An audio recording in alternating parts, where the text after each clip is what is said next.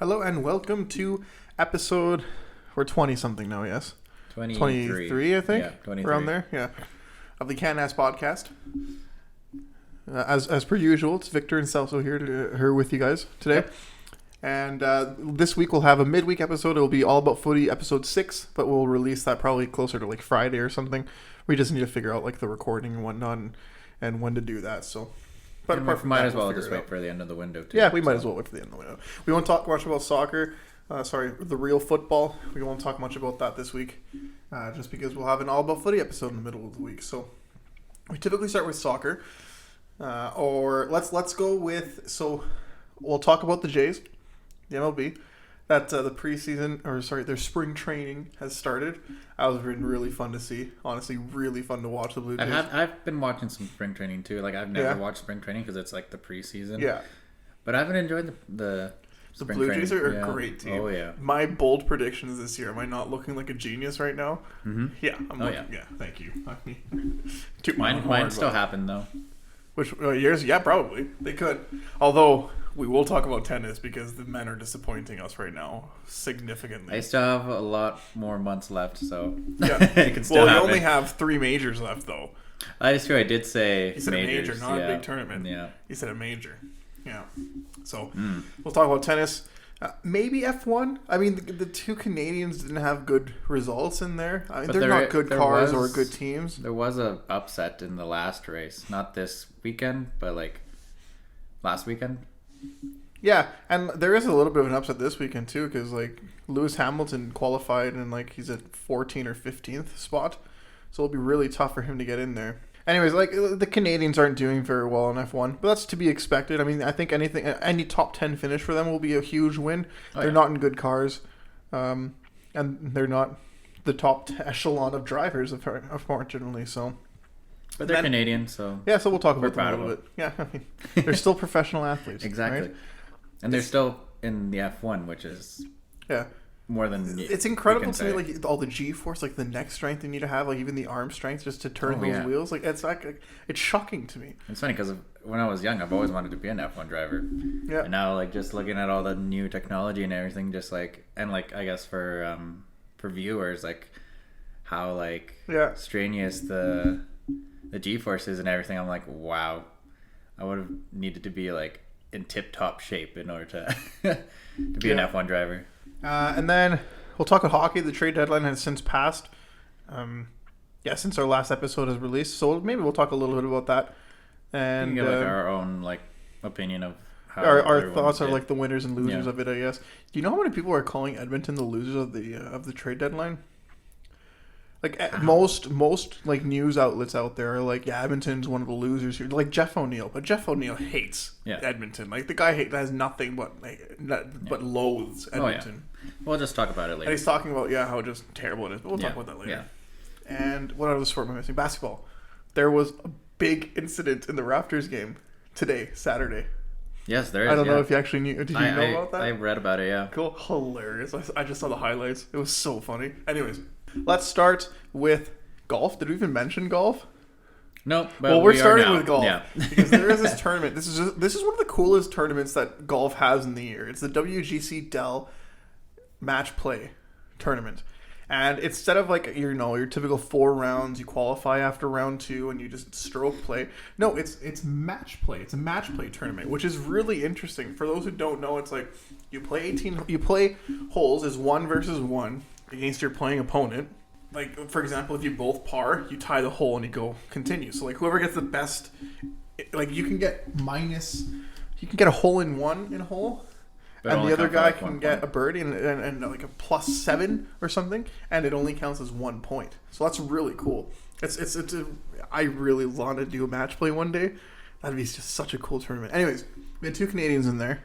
We had Corey Connors, who was, I believe, the 3rd seed in his group. And we had Mackenzie Hughes, pardon me. And he was the 4th seed in his group. Mackenzie Hughes didn't make it out of there. But Corey Connors made it out of his group. And so after you go into the group, you go into the round of 16, quarterfinals, and then on Sunday, semifinals and finals. Today is Saturday. We always record on Saturdays. Well, now we're recording on Saturdays. Well, yeah, but okay. Anyways. Today's Saturday, and as of right now, Corey Connors is into the semifinals. He beat some very big players too. So I think he's playing Webb Simpson. Is that who I want to say right now? You're looking it up, yes? For the semis? Yeah. Kevin Kisner. So not even close. Not even Kevin close. Kisner. He's playing Kevin Kisner in the semifinals.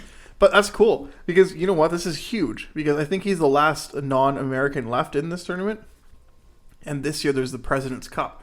And if we remember the President's Cup and the Ryder Cup, remember how the Ryder Cup was half? Okay, so Ryder Cup is for Europe against the U.S. President's Cup is world against the U.S., excluding Europe. So it's a huge golf tournament, excluding Europe. Yeah. Well, I guess because they have their own tournament. Yeah. So with this, like, it's obviously depending on the whole year and everything, but Corey Connors putting such a dominant display and beating players that are higher ranked than him, that's a pretty big deal, man. He could be cementing a spot into the President's Cup roster for Team International. Because you got some really good players. You got like Abraham Anser, who's a solid player. You have Louis Oosthuizen, always in there, South Africa. You have a couple. You have the Chilean. That's pretty. A couple Chileans that are Joaquin Neiman. He's in there. Like you got a lot. You have a really Hideki Matsuyama. You have a really big team. But a Canadian might be in there. That's pretty cool. And we'll see, I guess, what this does for the world golf rankings. But Corey Connors is putting it. Not only were they like, he was winning the games, but like a couple of them he won handedly. Like he won the match before, like, by the time he hit hole 14. Like he was so far ahead of them that it was impossible for his opponent to catch up. And he won. That's crazy. Yeah, it's pretty cool. So good for Corey Connors, man. I said it from day one. He's the best Canadian of the Canadian golfers. Men. Brooke Henderson is quite possibly the best Canadian golfer that we've ever had on this, from Canada ever. And yeah, I mean, Corey Connors is good. The Masters starts soon. I don't think he'll win it. I definitely think he'll be in the final round in somewhat of a contention. He can, he's talented enough for it. And the Masters is one that you need to, nice and calm. Just know the course. The person who handles the course best, because the Masters doesn't change. Like, they don't change the course anywhere. It's in the same place, Augusta National, every single time. So, anyways, I'm really impressed with Corey Connors. Really cool that he's doing this, and then I'm really hoping that he'll get a spot on the President's Cup roster, because I think that he's playing himself. He's consistent, and he'll play himself onto there. Oh, yeah. Okay, now let's go to tennis, because let's talk tennis real quick. Do you want to start with the bad news or the bad news? Well, both bad news. The less painful bad news. All right. Well, Felix and Chapo both lost in their first rounds. Second round of the tournament because they're seeded, but their first games they lost both. It's embarrassing, to be quite honest with you. What's the less painful bad news? Or was that the less painful bad news? It was both bad news. That's one. Felix and Chapo both losing. I just grouped them together. Yeah. Just, I might as well just, what's it called? Just say it. Yeah, it's like, whatever. But what was I going to say? So, yeah, like, they both lost. I don't see Layla's name in there. I don't even know if she's in the tournament, to be completely honest with you. Bianca is still gone. She's not playing. She's taking a mental health break from tennis at the moment. So, I hope she's okay. I mean... But what was I going to say? That's really about like tennis. The Miami Open, the tournament's done for the Canada anyway. So like, what's the point of even watching it anymore for me, honestly? So whatever. There's a lot of other good sports to watch, and that's my good segue to the Blue Jays. How exciting is this team, man? How exciting is this team to watch? They just made a big trade. They sent Randall Grichuk to. Oh my gosh, dude. Who the heck was it? The Rockies, but they got, I think it was the Rockies, because they got Tapia back, who's a left-handed speedy bat, and they got a prospect, 19-year-old shortstop, if I'm not mistaken. He's like 5'6", I think. But he's supposed to be a really solid prospect, again, with speed. He had like 40 stolen bases last year, I think, in like 50 games, something stupid like that. Oh, man, this Blue Jays team is going to be so good, dude. They're so good already. They traded their fourth string outfielder, which I mean, Randall Grichuk is a heck of a baseball player. Okay, like Blue Jays are missing him, but you can tell they're going all in this year. You can absolutely tell they're going all in, and that's what's the most exciting part about this. So I'm looking forward to They are the power rankings for the MLB season have been released. The original power rankings, they were first or second, I think, depending on the place. Like, they're the favorite to win the AL. Yeah. The favorite to come out of the AL. Now, I still think they are 2 pitchers away. I think they have the bats. I think they're 2 pitchers away. Now. Their defense is exceptional. I think the offense can be outrageous. They are 2 dominant pitchers away, or 2 good situational pitchers away, I guess. Yeah. So, I don't know. I'm excited for it. Like, this season's gonna be just unreal to watch. Such a good time, man. Such a good time, and but the AL East is quite possibly one of the deepest divisions in all of sports, let alone just baseball. Like, what other division can you say that? What, the record of 91-63? Yeah, something like that. I think so. 162 games, 91-73. What other divisions can you have in 18 games over 500 not make the playoffs? Yeah. And I guess Toronto did have to basically go all in this year because the AL East is just going to keep getting harder because you have the Yankees and the Red Sox, which can basically outpay anybody. Well, that being I mean that's not false at all. That's quite true. But you also have the Blue Jays have one of the better young cores out there, like Bo Bichette, Vladdy Guerrero. Even the outfield is pretty young too, right? No, but I'm just saying they had to just do a I'm lot. So happy that they finally decided to go all in, man. So Alex Anthopoulos did it last in 2015. This team is so resemblant of that 2015 team. We're only missing I think this is a better team than the 2015 team, to be completely honest with you. I think this is a better team than that.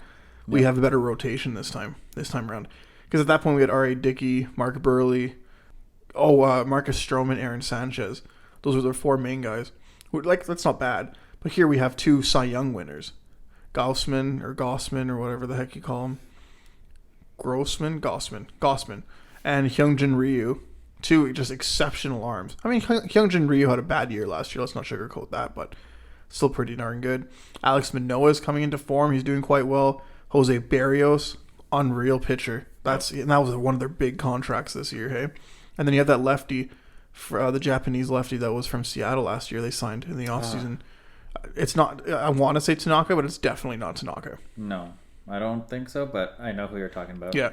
So that's going to be good, though. He had a dominant first performance, too, hey? Really good pitchers. Isn't it Yusei Kikuchi? Yeah, I think so. Yeah. But, the Blue Jays are good, man. They're going to be a good team.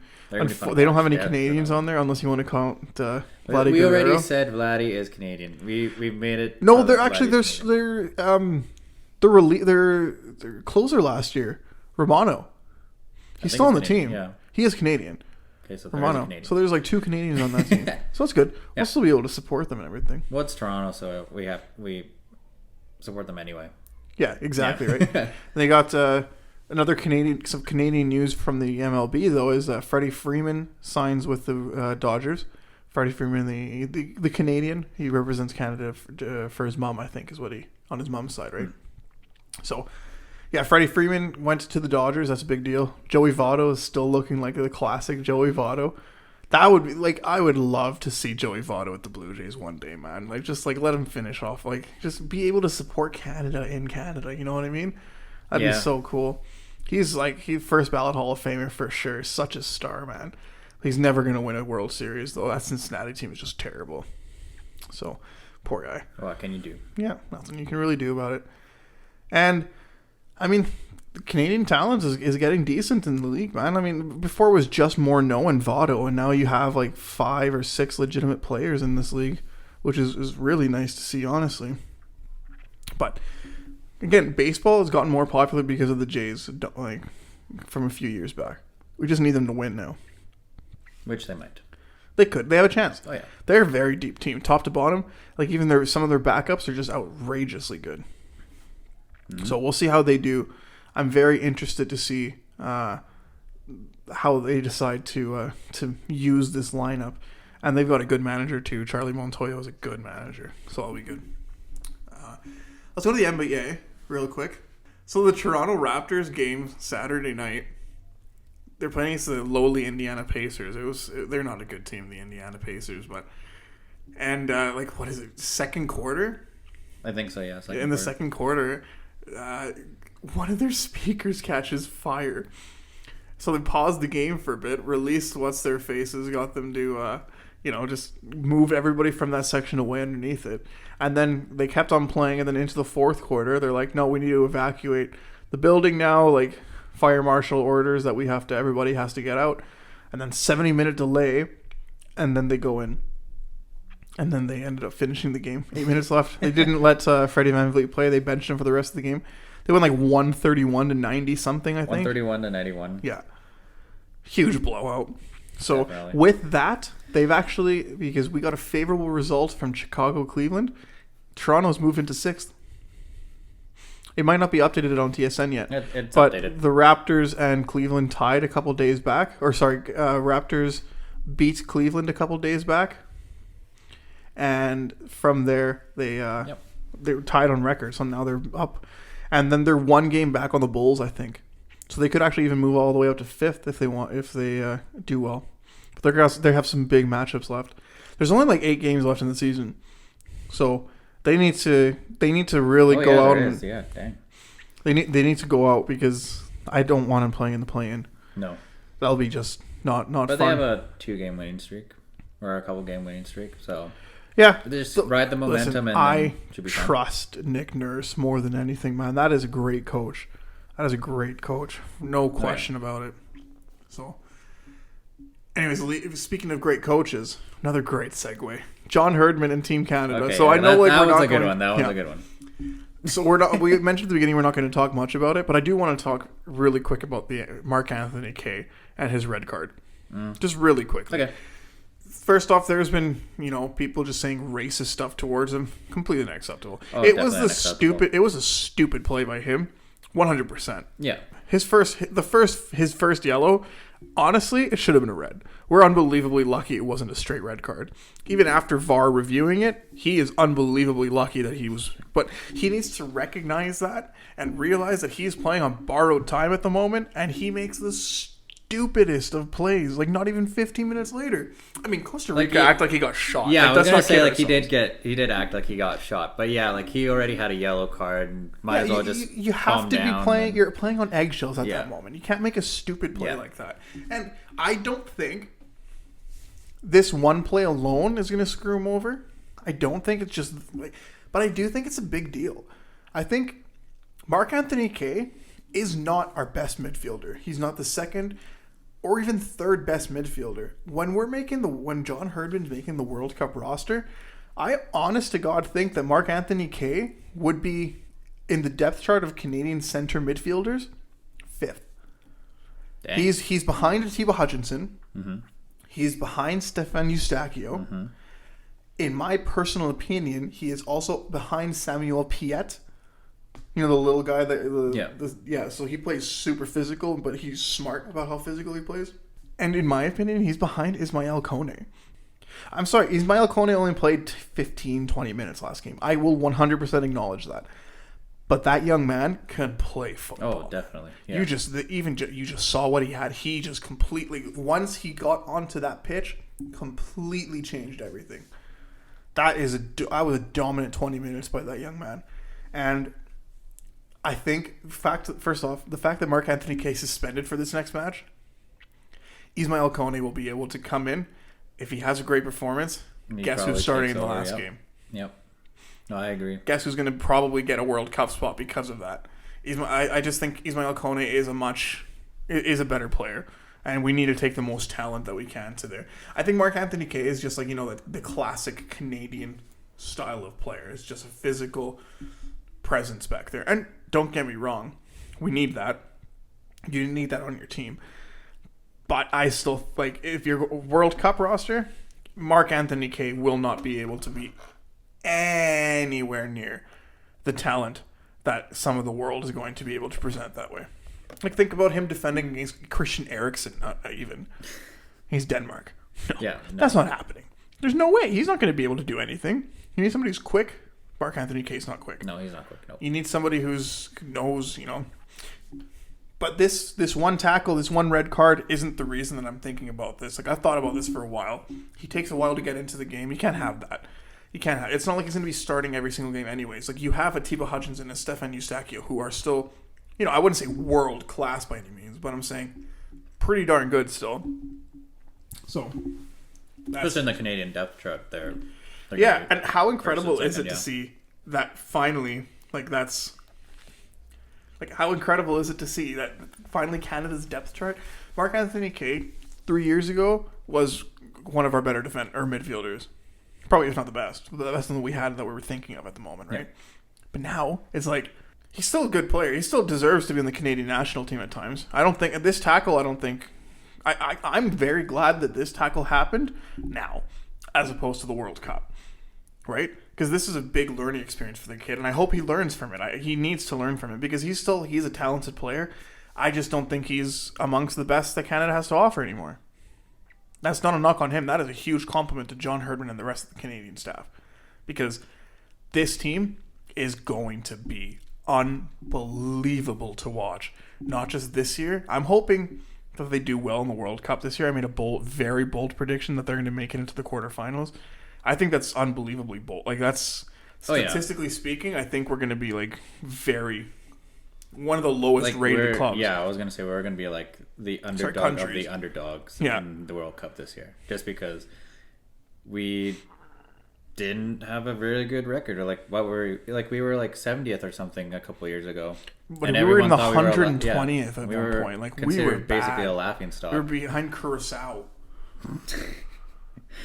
Yeah, no. Who? Right? Exactly. We were basically a laughing stock, and now, the last couple of years, this is going to be a very turned deep heads team. Big time. Our central defenders is by far our weakness, though, because we had Atiba Hutchinson play center back this last game, and that cannot happen if it's the World Cup. That cannot happen. Our forwards are unbelievably strong, and then Borean is just standing on his head. Yeah, that's all we'll talk about. We're gonna release a all about footy midweek episode. Yeah, so that will be like a good recap episode for sure. That's a perfect segue. I just got a notification on my phone for the Oilers game, so we might as well start with NHL now too. Just finish off with the NHL real quick here. Okay. Well, look at these segues today. Hey, they're pretty darn good. The first one was bad, but then the last two were good. They were good. I'll give you that. Thank you. So I mean, the trade deadline happened. Who do you think? Which Canadian team did the best in the trade deadline, or in leading up to the trade deadline at least? Like, who had the better trades? Because I definitely have an idea who it's going to be. No matter if they were a buyer or a seller? Yeah. Who had the best trade deadline? You go first. I think Calgary. Yes. Calgary had the best improved already the deepest lineup in... One of the deepest lineups in the entire Western Conference. I wasn't trying to think of an obvious, because Calgary definitely and I don't for sure ever want to compliment them because I don't like that team at all, or that fan base. But truthfully, that was a very, very good trade deadline. Plus lead up to them. Honestly, it was just remarkable for I don't think they got any superstars, and I'm still questioning whether or not they're going to make it past the first round. But for what they did to improve their team, yeah. Oh yeah, and that is a Sutter team, man. That is. Let's unreal. go through the trades. They got Ryan Carpenter from Chicago for a 5th round pick for 2024. They got Michael McNiven to Ottawa for some future consideration. So I guess that's just a deep depth piece. Yeah, exactly. Yeah. Calgary got Yarncroc from Seattle for a 2nd of this year, a 3rd of next year, and a 7th of the year after. And then the Tyler Toffoli trade that we've talked about before. So they definitely improved their team. 100%. Especially their offense, which was... That forward group is very good. We said, all they needed was to, just improve a little bit in their forward group, and it would be a lot tougher. Did you know that they were also in on Hampus Lindholm? No, who eventually went to Boston. If Hampus Lindholm went there, in my opinion, they should be the favorites of the West. Yeah. Even over Colorado. Mm-hmm. Colorado has much better star power on forwards, And defense as well, actually, if you really think about it. No, their defense is stacked. Yeah. That Colorado basically, they're all stacked, yeah. That Colorado team is just absurd how good they are. Truthfully, it's just remarkable. I think Calgary's a team to beat, though, out of the Pacific. There's no question. Out of the Pacific, well, yeah. As much as we love our Oilers, no, Calgary is that's a great team. The team to beat. Yeah. That is a great team, and they got even better. Like, that's just truly remarkable what they ended up doing there. Yeah. It's just absolutely insane. So, you know what? We might as well talk about this now. Because, like, this Oilers game, apparently, we're going to switch over to that right now. Okay. Well, Edmonton and Calgary are playing right now, and it's... Oh, Calgary just scored. Never mind. Bad call. Smith got pulled. Or, sorry... 5 goals on 12 shots on Koskinen. Okay, so this is the issue with the Oilers. Yes, now we can talk about this for the... This is the issue with the Oilers. Yeah. I'm going to change the channel again. It's bad luck that I just look out to them. If the Oilers get adequate goaltending, they are a legitimate contender. If they don't get adequate goaltending, it's garbage.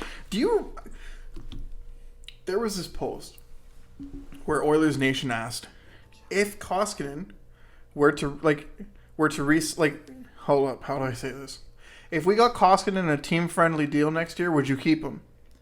I commented, no, there's no chance. There's no way we can keep Koskinen. I saw your comment, yeah. I thought it was a nice, like, I wasn't insulting him by any means, but I said, like, just straight up, no. Even if it's at $1.5 million as a backup, I don't like the fact how inconsistent he is. And there's some people who's like, oh, he's got the best drug. He's like, but this is like right after his like winning streak. You look at the game today. There you go. That's a classic Mikko. That's 5 goals and 12 shots. He's not giving his team a chance to win this game. There's other games where he stands on his head. There's one, but for every game he stands on his head, he gives away 2 brutal games. And that's the same with Smith. He's also inconsistent. So we basically... This year he is. Yeah. Right? We just need one of them to get into form. We basically needed him this year, though. Yeah. And then he got injured, Smith. And then he didn't really play well, and then it's just... like, I honestly would say... Don't re-sign Mikko, obviously, because we need the money for Nurse.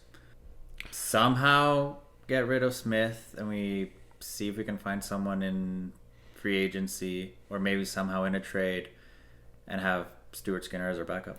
Or I think Skinner becomes your starter next year. I was going to say like backup. The Canada for Canada, idiot.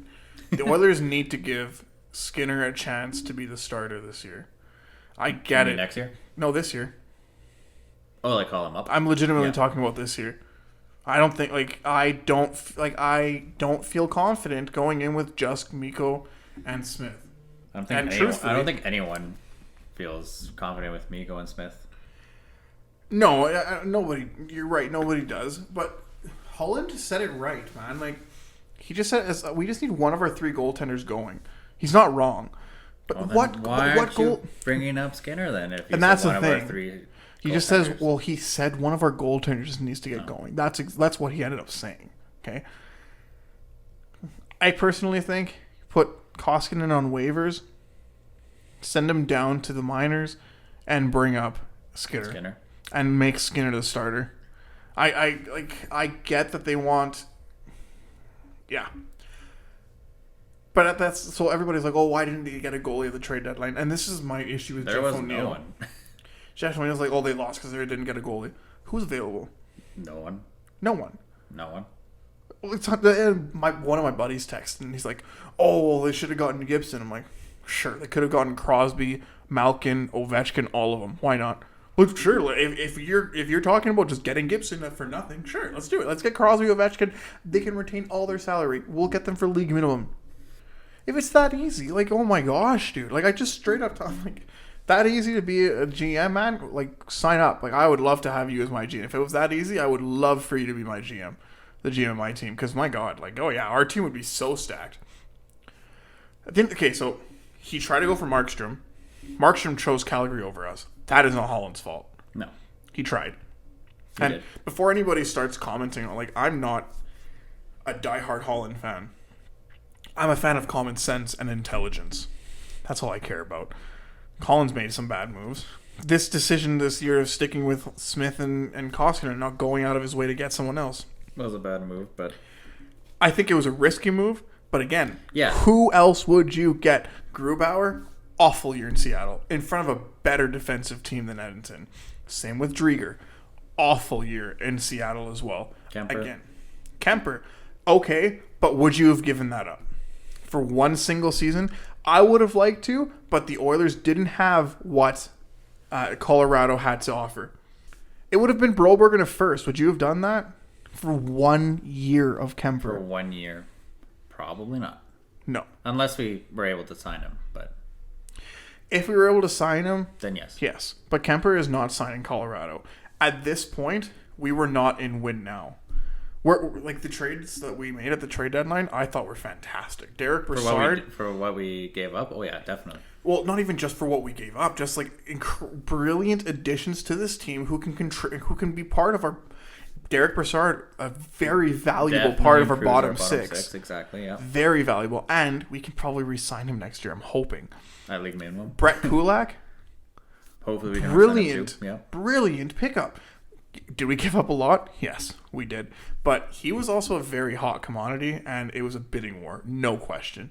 But they gave up Lagesson, and it was for a roster spot, really. Because if I'm not mistaken, our cap situation was so poor that we had to give up cap to receive cap, right? So they retained half of Kulak's contract, I think is what I ended up reading, and they gave away Lagesson. So they saved cap room in that trade. Yeah, I was going to say, like, at the beginning, when I first heard that it was a second and Kulak, I hated it. And then I read there was Lagesson. I was like, okay, it was fine. And then I learned that it was like 50% of Kulak's remaining contract was retained. Retained. Plus, it was a conditional second because it would be either this year's second depending on the Keith. And I think there was a seventh involved as well. There was a seventh involved, but that was for the 2024, which the seventh is nothing really, so it's okay. But knowing all the details, I really like this trade. Yeah, I really do too. And then Brassard trade as well. They retained salary for next year's fourth, which is fine. Look, like we basically there was no one move that the Oilers could have done this offseason that every fan would have loved. There's not. It's just not happening. There's also not there's nothing they could have done. No, there was nothing that they could have done. But they definitely improved the bottom six in our defense for significantly. Sure. So, definitely. It was a huge. So grade wise, I would probably say B-. Yeah, because I still think there could have been one or two things they could have added. Yeah. No question, 100%. We're not in a necessarily a buy now kind of thing, but we are in a place where we have to make moves to try to get this team. Will make it into they should make it to the second round of the playoffs at least. And once you get in, you have no idea what happens, man. This could be a very good. They could make it. They're getting crushed by this Calgary Edmonton game today is turning out to be a really good game. It's 6-4 for Calgary at the moment of recording, so it's a high scoring game, and our goalies are not helping us. Yeah, our goalies aren't helping us at all. So that's our biggest issue. We have to play a better defensive game, I guess. And maybe this will make Holland see if we can call up Skinner and give him 2 games. I think that's the only thing we have left now.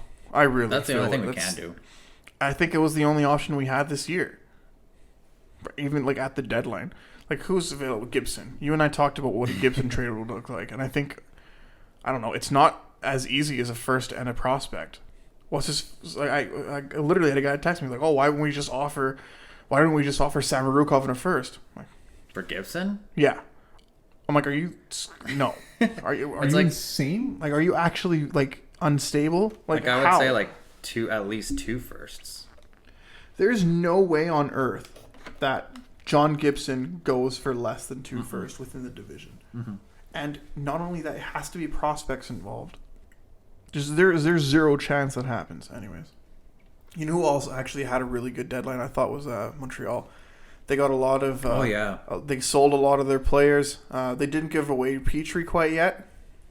So that was interesting, I guess, but that's a draft that's a draft trade. That's going to happen at the draft. Oh, yeah.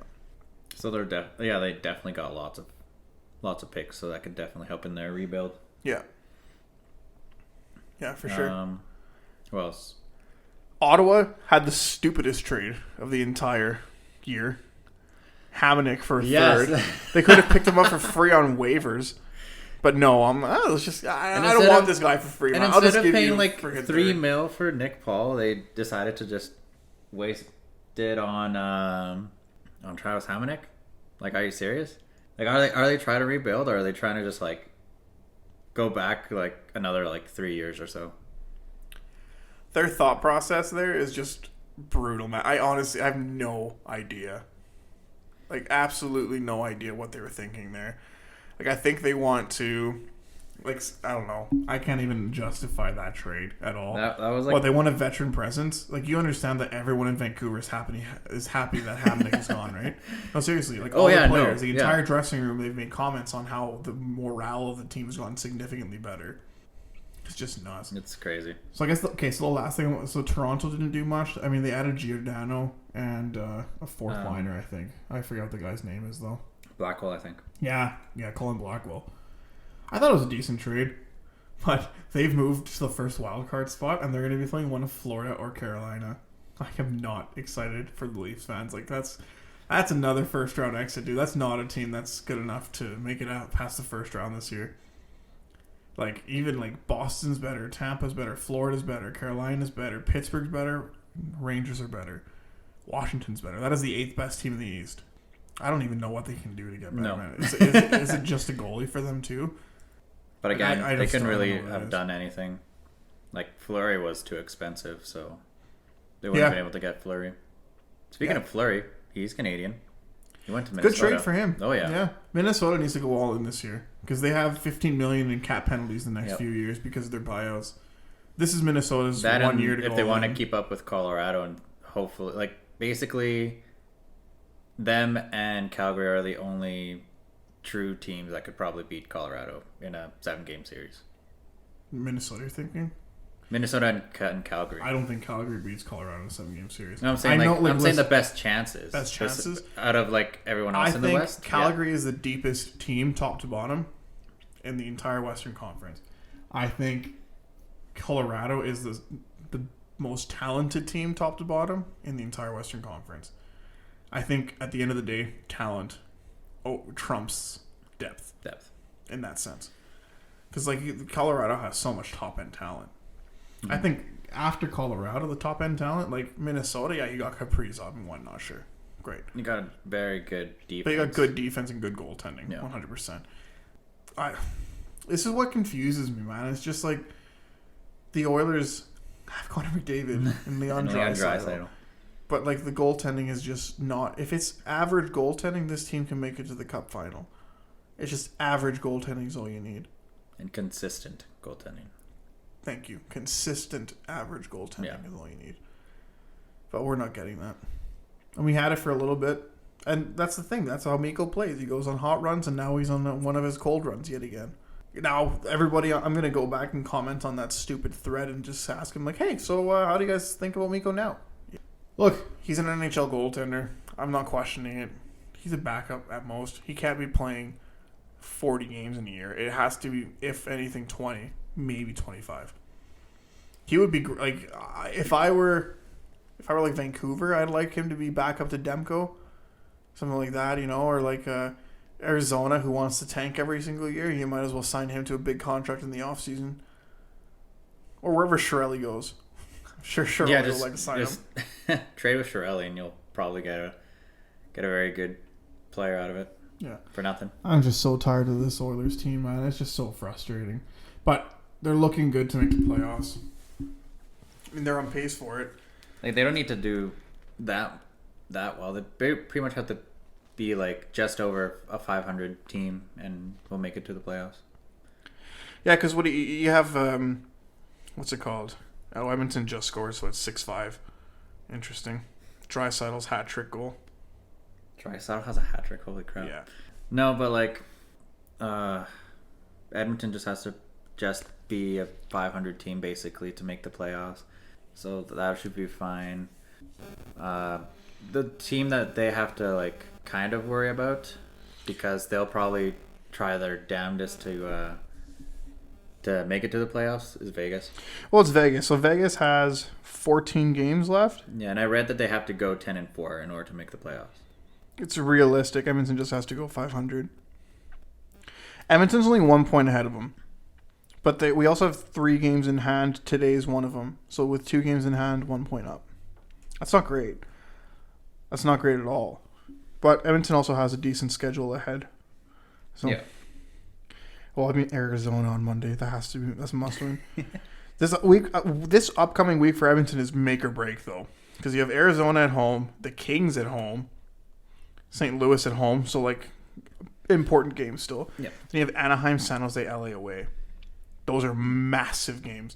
If Edmonton can go 5-1 and win all the interdivisional games, or sorry, the 4 divisional, and then you have to beat Arizona. Like, Arizona has to be a win, and it can't even be a close. It has to be a big win for us to even stand a chance. But listen, man, I'm so tired right now of just all of this. McDavid and Draisaitl are having a McDavid and Draisaitl style of game today, though. I think they each have like 4 or 5 points. And then we can't do anything because goaltending is so inconsistent that they can't. It's not the 80s anymore where you can just outscore your problems. They're going to have to today. Well, they're going to have to do it for a long time. Anyways. We should end in a positive note. We should end in our little thing that we started. The player or the person of the week. The person of the week. I like, Do you have yours? I got one, yeah. Okay, cool. Who is yours? Okay. So, you saw the San Jose game, right? Yeah. My little... Okay, I guess I gave it away. My person of the week is little 5-year-old Ben Stelter. I like that. Ben Stelter. Very nice. That kid is one of the strongest human beings alive. Hey? And did you see the Hyman press conference? Yeah. Oilers legend Ben Stelter. Yeah. Did you see Smith's comment after? He's like, "Hey Ben, how you doing?" He's like, "Oh look, they're cheering for you. Watch out though, Ben. They can turn on you real quick." What? Okay, it was a joke, yes, but it's like from Smith, like really. That's so funny though, dude. Like I thought that was so funny. But yeah, that's my person of the week. Good, Ben man. Stelter. I like that. My person of the week this week is going to be. That's a good question. I had one in my head and now I can't remember. Corey Connors. Corey Connors. Might as well, yeah. Why not? He's performing quite well. I took the best one though. You did. So, 100%. It's tough for me. It's tough for you to. Yeah. I was like waiting for you to like tell me to go first because like okay, that was mine. Corey Connors is my player of the week. I mean, this performance so far, I think he's won every match so far this week, and that's huge. And at the end of the day, that's what we got to do. So, yeah. Anyways. I'm not sure. I think this will be everything for the week. I'm looking at the stats for the Calgary game right now, dude. Edmonton's had 5 power plays. Calgary's had none. Edmonton has 3 power play goals. Calgary has scored 6 even strength goals. Good Lord. This is a team that makes at least we can say our power play is waking up a little bit. Yeah, but this is a team that's going to give me a heart attack, man. It's just not worth it anymore. Good Lord. Anyways. Oh, I spoke too soon. Delayed power play. Or delayed penalty for the Oilers. Shorty, you think? No? No. Oh, Edmonton scored the first shorthanded goal against a team the other day. They didn't give up a shorthanded goal all year except for against the Oilers last game. Was it San Jose? I guess so. San Jose didn't let a single shorthanded goal in, and then it was Edmonton that scored, so that was nice. Our penalty kill is almost better than our power play for the Wild. Anyways. I think that's... Did your friend come up with a jingle yet? No. Okay. So we're stuck with yours. I like mine though. Mine's funny. For now. So you should sing the jingle. Nope. Okay. Nope. All right. Well, if you guys like our jingle, let me know or let us know because I definitely want to keep it. So thank you everybody for listening to the Can-Ass podcast this week. And I don't even know how to do the outro. It's so awkward. Well, you were saying about the jingle, so you're going to have to say the jingle. Can-Ass podcast. We talk sports. Canadian sports. Okay, everybody, have a great rest of your week. And we'll see you at the midweek episode for Team Canada's recap of All About Footy. We'll be celebrating a Qatar trip.